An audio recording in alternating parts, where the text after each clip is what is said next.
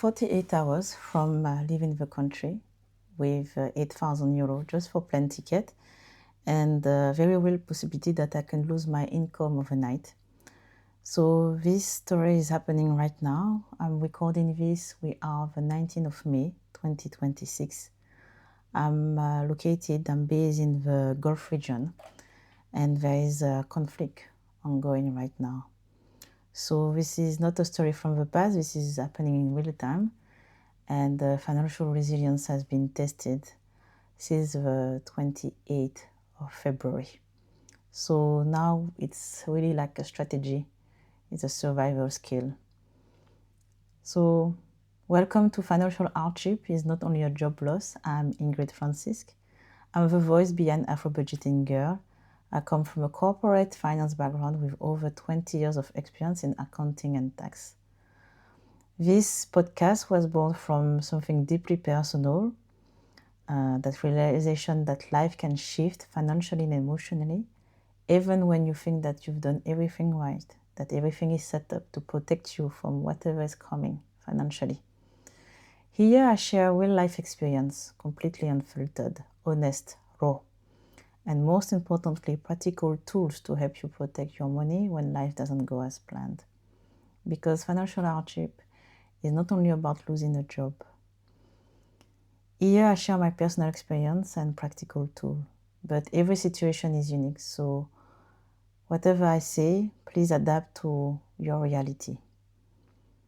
In today's episode, I'm taking you inside what's been happening here for me and for my family in the Gulf region. Uncertainty is impacting our finances in real time, and we have to put in place strategy that we are actually reviewing every time because of the uncertainty we are navigating right now.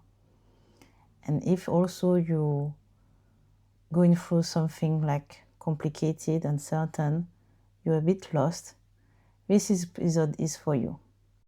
So make sure to follow the podcast. The financial hardship is not only job loss, and visit my website AfroBudgetinGirl.com to access free tools and stay connected with the community. Today's episode, it was not planned. It took me at least 3 months to record it. My original plan for this podcast was to start with a story from February 2025, the day that I was fired from my job. But while I was preparing that episode, everything broke loose here in the Gulf region. It was a Saturday, and I was sitting on the beach, my kids playing, and I received like a text message from a friend and saying like there's a bomb that just hit the palm. And I was not far from the palm, and I was like, what she's talking about? And then what followed? I never seen something like this before. I never experienced something like this before. So today's episode is not from the archive. This is happening in real time. And the conflict has been ongoing for almost 3 months now. And here, that's important to understand. Even if you are not directly in the conflict zone, you feel it on your budget. Everything is connected. Nothing is isolated. Even if the conflict is ongoing physically in the Gulf region, around the world, people feel the impact on their finances. Petrol, transportation, food, gas, everything is rising. Inflation is all-time high in some countries. I speak to my mom almost every day. My home country is Guadeloupe in the Caribbean. And she already feels the impact of what's going on here. Like she's telling me that the petrol price is increasing almost by 30%. Some food items are more expensive than ever because a lot of things are imported. So that is really like, it hits me. Because it shows how this situation don't stay in one place. They move through supply chain, through economies, into our daily lives. And I remember like last month, I think, I sent a survey in the WhatsApp group of my community, and almost 90% of the people that respond say that they're already feeling the impact, like on their daily life, financially, on their budget. Some of them have to make serious decision in terms of cutting some budget lines. So wherever you are, here or somewhere else, this is impacting all of us. So the first thing that I notice is like the groceries. Before, my expense bucket was around like $120, $130 per week. Like usually I buy like fresh vegetables, fresh food, sometimes some meat, sometimes some fish, whatever it's like affordable, available. But now things are increasing like by at least 30%. Even I have to like cut some expenses, like for example some fruits. It's not like they are not available, but the price is like insane. So I limited the fruit only to my kids, and I cut off for my husband and I, because I don't think like it's reasonable to buy like a kilo of banana for $10. Like it's insane. We are really like going for basic things in terms of what is available because of the pricing. At first, when the conflict started, we were like indulging, like really indulging. My husband cooks. His cuisine is phenomenal. So we were like buying like really a lot of things because we were staying at home and we thought like maybe this conflict will not last long. So he was cooking like every day, all the favorite things that the kids like, what I like, because we were like overcompensating the situation. But now it's been 3 months and budget-wise, we cannot go through this for another month. So we have to take some serious decision about the food. We have also to cut the budget on a restaurant. Not that nothing is open, everything is working normal, but I was like, we try to cut down and to keep the price down. Like, and I cannot afford on top of it to go to restaurants, right? Even it's just a daily. So food budget, I try to keep it as minimal as possible. I try to keep it in my budget, but it's really complicated. And restaurant, we really limit it. There's also the question about the schools and the nurseries. So in the UAE, most of the schools are private, right? So you have to pay for the tuition of your kids. They are not government subsidized. It's mostly private. So for my son school, there's no really question about what we should do or not. Like distance learning was a go. We paid his quarterly tuition just maybe a week before the conflict started. So when the distance learning started, it was like, okay, he has to do it. And for him at his age, it's really important that he attend the schedule of the school, even by distance learning. Everything related to math, English, writing, reading, science is really important for him to build up his foundation. So we didn't really discuss with the school about the fees and how we're going to manage it. It was already paid, so there's nothing to do more about it. For my daughter, though, it was completely different. So my daughter attended nursery, right? And they also proposed to go distance learning.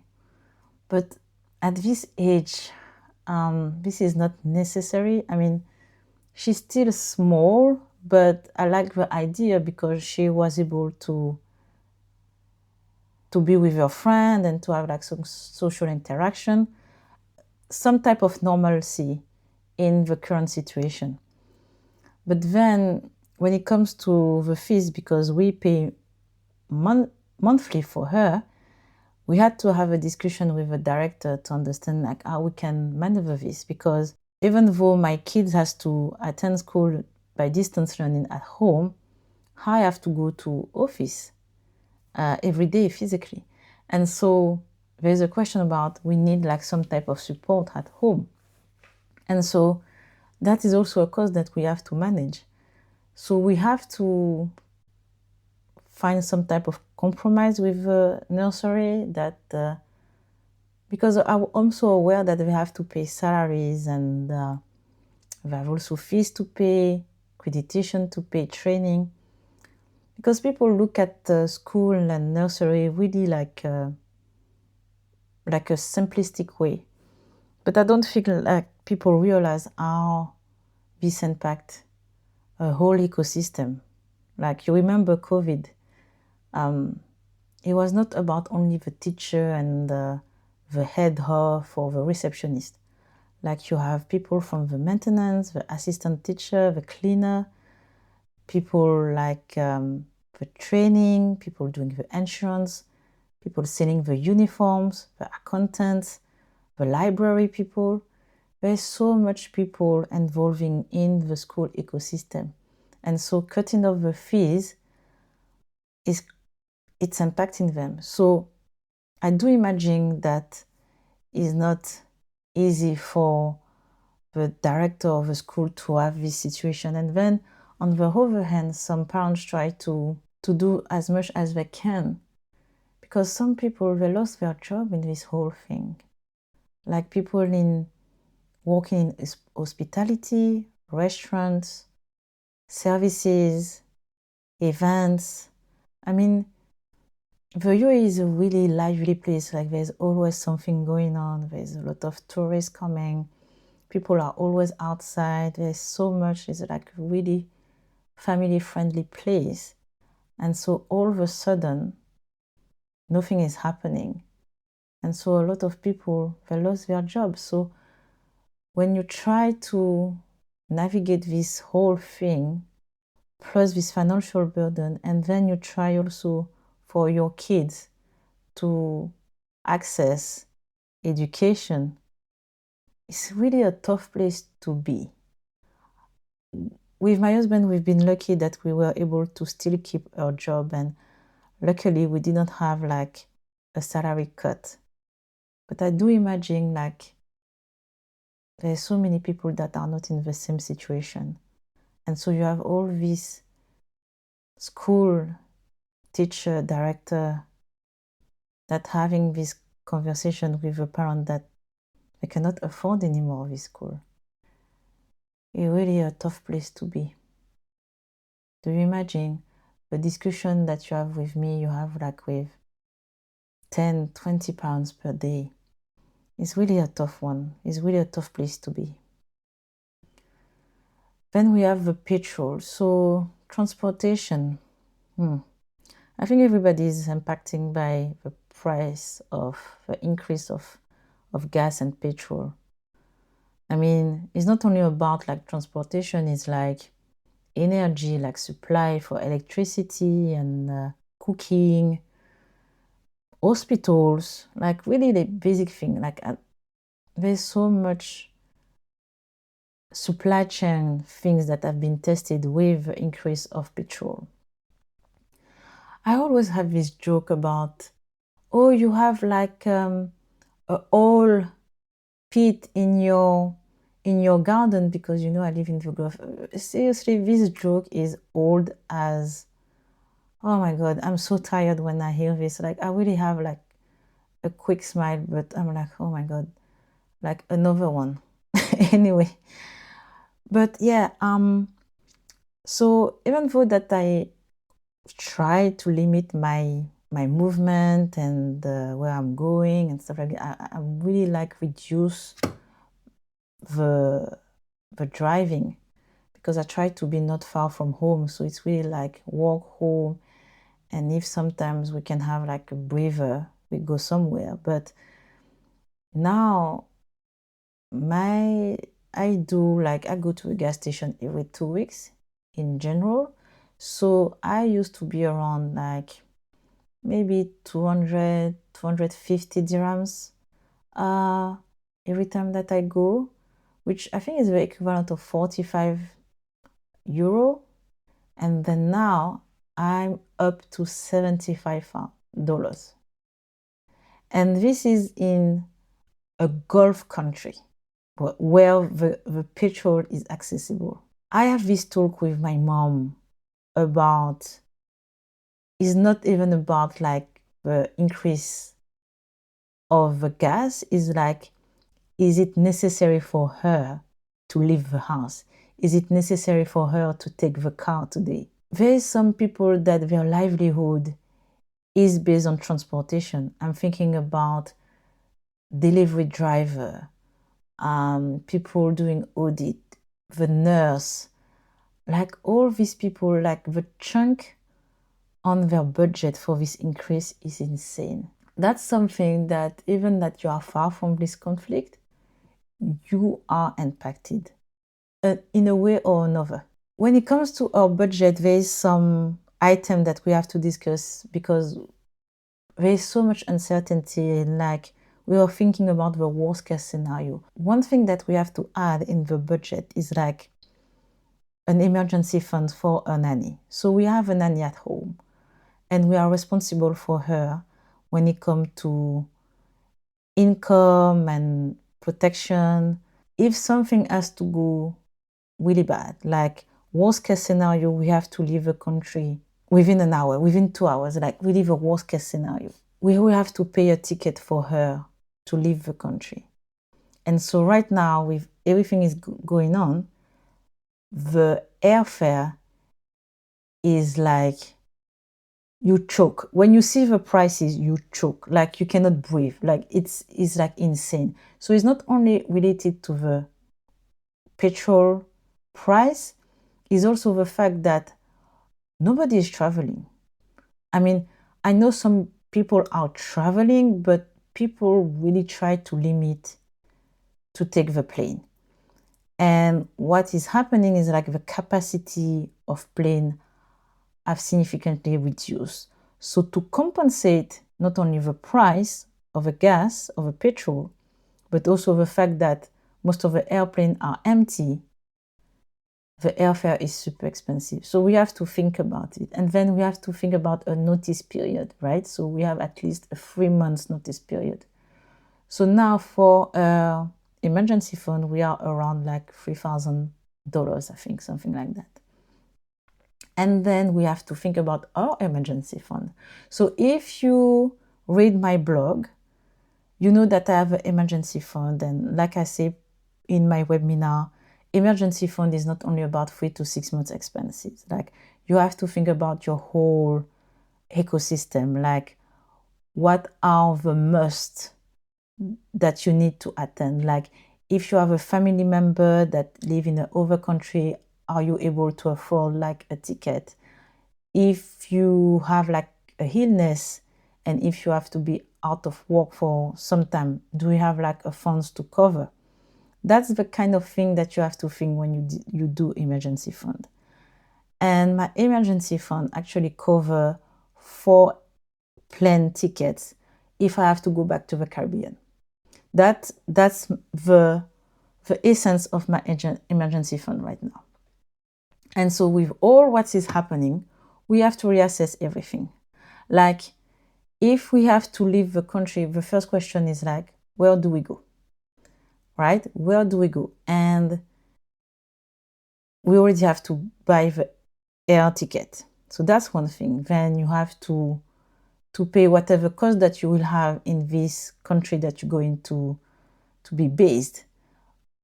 Also, you have to still pay for your expenses ongoing where you just live. So that's also a calculation that you have to make. And then, because we are in a different currency, there's also this currency exchange. And it's not really at our advantage right now from a Gulf perspective. So that's also something that will impact our finances, our budget. And when you are an expatriate, you really have to think about this type of strategy when it comes to currency. So that's why we have different type of bank account in different currency. And we always have like a minimum in different currency like euro and USD dollars just in case. Like already we travel, we always have some euro and some USD dollars in a foreign bank account, just in case. So that's something that if you are expatriate or if you travel, this is something that you need to have. Something happened maybe like in the middle of end of March or beginning of April. My husband and I, we had one of the toughest discussion ever. Do you want to leave? Like right now he was asking me, do you want to leave? Like the kids and you have to leave. You have to leave the country. It's not safe anymore. I would prefer that you go back to the Caribbean. For some people, it's like no brainer. We pack, we go. But I never expressed at any time like I wanted to go. First, I was feeling safe. I know that is a weird thing to say, but this was psychological rather than physical, right? And I tried everything in my power to shield myself and to also cover my kids from everything happening around us. But this event really triggered a lot of questions. It was close to home this time. And so the question like, do you want to go? And then the question moved to, you have to go. So when we look at, okay, you go, that was a 8,000 euro to pay like straightforward, like to take the plane ticket and go. And then when you go, you don't know how long you're leaving for, right? And even if I go, I still have expenses to pay, like my phone bill, my insurance, my car, the school, whatever is going on. I have bills to pay. But also the question like, can I keep my job? Because right now I'm a contractor. I'm working now for a company that is reviewing its tax strategy and but I'm just a contractor. So overnight I'm like, not only that I have to make expenses, but I'm also losing my income. And I'm not kidding you, I cried for 5 days straight, trying to find a solution, trying to make sense of a situation, which there is nothing to make sense of. It's a war, like there's a conflict. What can I do? And then when we come to a compromise, the ceasefire happened. I remember we had the news on the Thursday, and then I was supposed to leave on the Saturday night.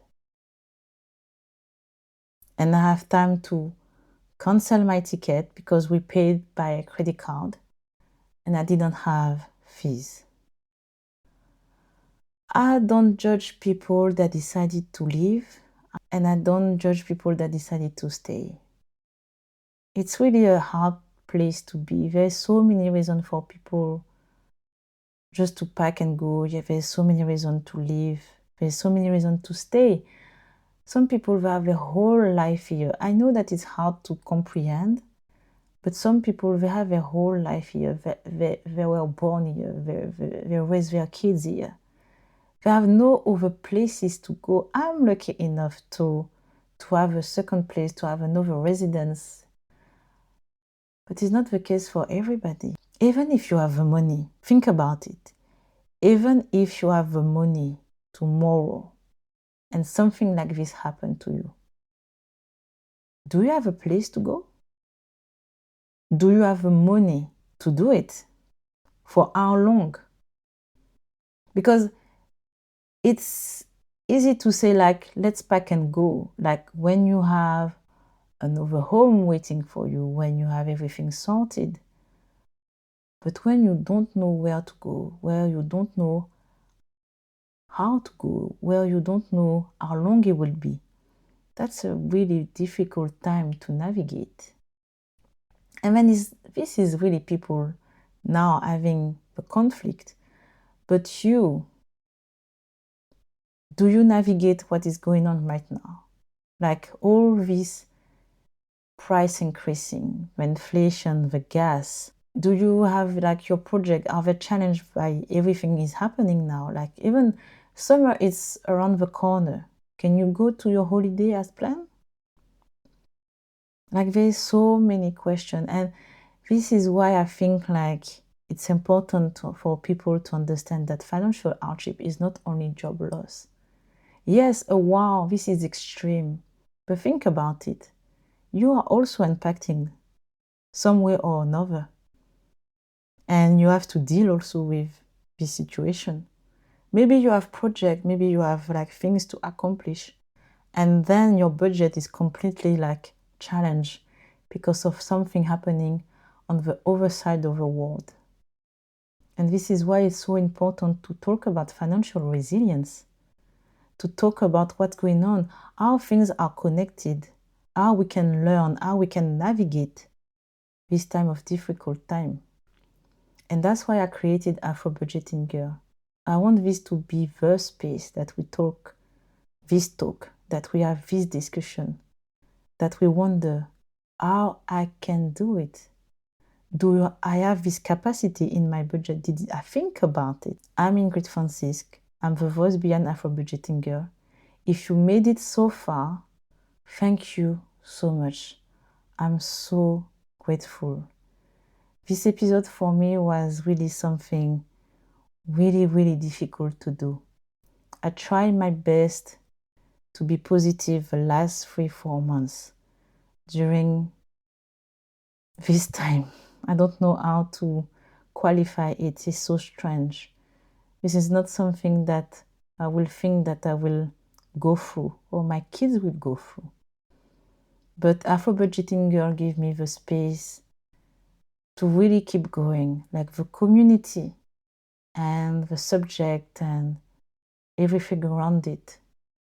It really makes me want to carry on. So thank you so much if you made it so far to the episode. And I hope to see you soon to the next episode. And don't forget, health is wealth. Take care of yourself.